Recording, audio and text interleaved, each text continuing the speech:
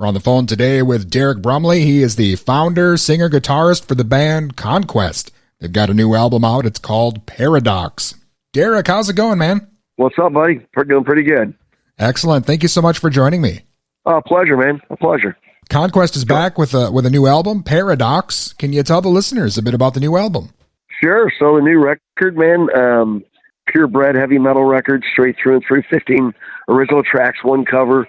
We did Man on the Silver Mountain, the old Rainbow track, kind of legendary. And to my liking, I think it's the best record we've ever done. So excellent. Yeah, I've liked what I've heard so far. And I know you've got some videos out for the singles, Walking Dead and the Writings on the Wall. Very cool stuff indeed.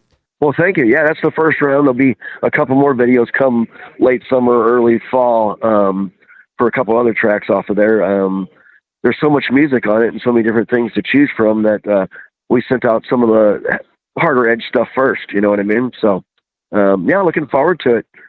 Yeah, you mentioned 16 tracks. That's a pretty big output there. What did you guys just get in the studio and find the ideas just kept on coming? Or? Well, some of it was written when we were doing during the COVID time frame. So we had kind of a record worked out somewhat. And then our longtime drummer had to leave the band based upon he had to do some surgeries.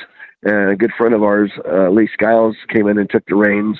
And it took a little bit for all that to mesh back together. But in that same process, we ended up writing a bunch more songs. So, during the COVID, you don't know if we're all going to die or whatever. So we just said, you know what, let's just put it all out there. And that's what we did. And you mentioned for the old school metal fans, you've got that cover of Man on the Silver Mountain. I always like that Conquest kind of does a cover here and there, and you put your own spin on some of the old classics. It's true. I always feel like if you're going to do a song that somebody else did, you don't want to lose the melodies and you don't want to lose the vibe of the song, but you got to put your own signature on it, else why do it? And so we always try to do that, add just a little bit of like Lee on the drums. He added some double bass parts that aren't really there in the original. And then the guitar was a little bit more aggressive, I don't know how to say it, but, Ronnie James Dio and Rainbow in that time frame, Richie Blackmore, the songwriting was so good and so superb that I would never say that we could do better than them, but we definitely added our own flavor to what I would consider an already awesome cake, if you would, a piece of cake. So definitely. And again, Paradox is out here, and I know it's been about 5 years since your last album, The World Has Gone to Hell. And oddly enough, the world actually did kind of go to hell not long after that album came out. It's so ironic, so we're playing the West Coast in 2019. We're at the Whiskey and the Canyon Club and all that out there, and we're touring on that record. And right soon as it popped out, we're out there. Then that was in January 19, and we're last date of the little run we did, and elevator doors open up, and there's a bunch of Asian people with masks on. We didn't know. We're like, oh, come on in, no big deal, whatever. So we get home, and we're both, me and the bass player, ended up getting sick and catching the COVID stuff, but it wasn't that bad. We were playing a week and a half later, basically, so it wasn't too bad on us. But yeah, that happened, and that's the way that kind of went down from The World's Gone to Hell into a Paradox record. And man, my lyrics usually reflect. I write a lot about the sign of the times and what's going on in the world because, as you get older, writing about girls and all that kind of stuff, either it's mushy or it's almost stupid when you become an older man, in my opinion, anyway.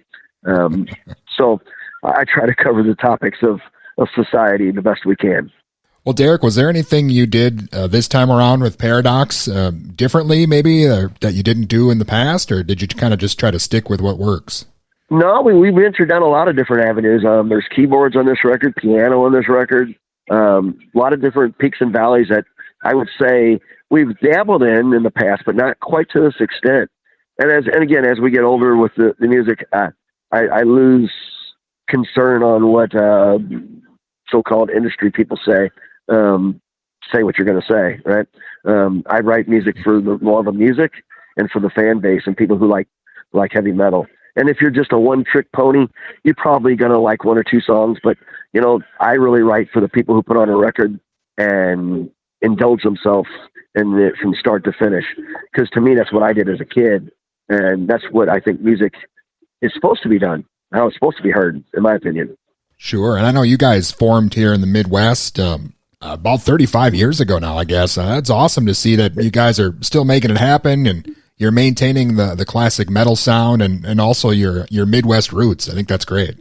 Well, I appreciate that, man. It's hard to do in the Midwest because it's hard to play gigs because everything's so spread out, right? So you play, but, like when you're on the East Coast, you can pop through quite a few cities and towns without, emptying a tank of gas. Where here, you play St. Louis, well, then you drive to Chicago, that's 5 hours, you know what I mean? So, and then up to your neck of the woods in Minnesota, that's another 4 or 5 hours. So it just is what it is. Well, Derrick, the list of bands you've shared the stage with over the years is incredible. Is there a band or two maybe that sticks out for you as a favorite that you've played with over the years? Well, there's a lot of favorite times in there.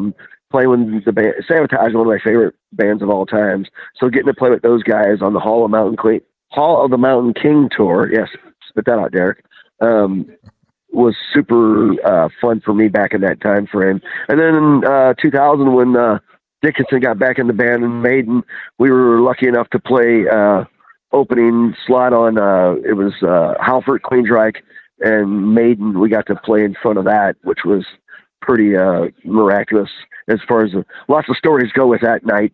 Let's say we played the night before at the same amphitheater with LA Guns and Rat and whomever the other guys were, I don't remember. And we were getting ready to load gear, and they come back and said, "Hey, the opening band on this tour, the lead singer's in jail." I was like, "Oh, that's standard rock and roll, right?" You guys want to stay and play? There won't be much money, but and I'm like, "Tomorrow night for Maiden?" I said, "Hell, I'll pay you." We started laughing. So, that was a good night. It was a lot of fun getting to do that. But there's so many of them, man. We were so lucky to be a Jaeger band in the 2000s. And so we got to do a lot of fun stuff. A couple Mayhem tour openings to the Midwest. Definitely, I mean, everybody from Typo and draw a blank on them now. So many of them.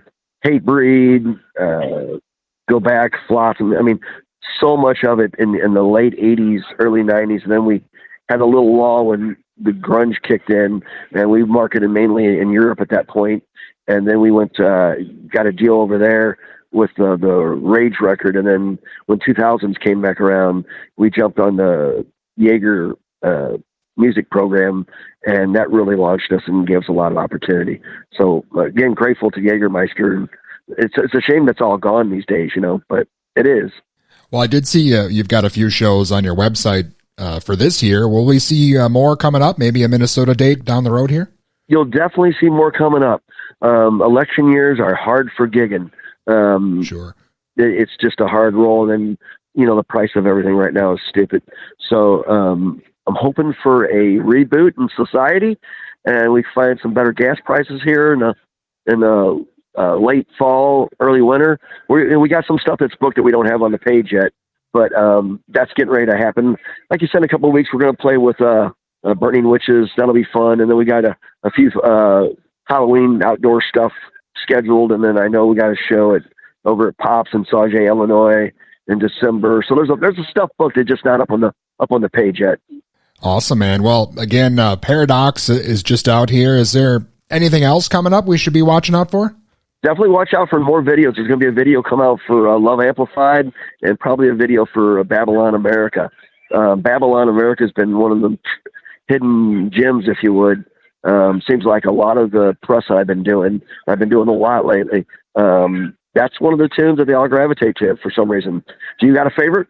Have you listened to it that deep? This might be a cop-out, but I think your cover of Man on the Silver Mountain might still be it for me. I just thought that was a great spin that you put on it. Oh, well, thank you. Thank you. Again, anything that we do, I appreciate the response. So whatever it is, that's awesome. Man, I appreciate you so much. I can't tell you enough, man. Without you guys, as you know, the industry just does not cater to traditional heavy metal bands very often. So when you guys do that, we really appreciate it, man. It means a lot to us. Awesome, man. I'm digging the new record, and it's been great speaking with you. Hopefully we see you around Minnesota here soon. Yes. I can't remember the last time we played up there. It was a big place. God, I can't remember. It's been a 2-year, 3-year. No, I guess it's right before COVID. So I don't remember. It was a big room. I mean, a huge room with a bar attached to it. Okay, maybe the Myth. Does that sound like? That could be it.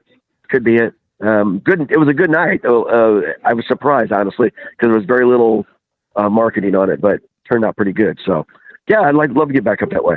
Awesome. Well, hopefully that works out, and hopefully I can speak with you again sometime. Thank you so much, man. Oh, you're welcome anytime, man. I would love to do it. Love to do it again. Thanks, Dustin. And again, that was Derrick Brumley from Conquest. Their new album, Paradox, is out now.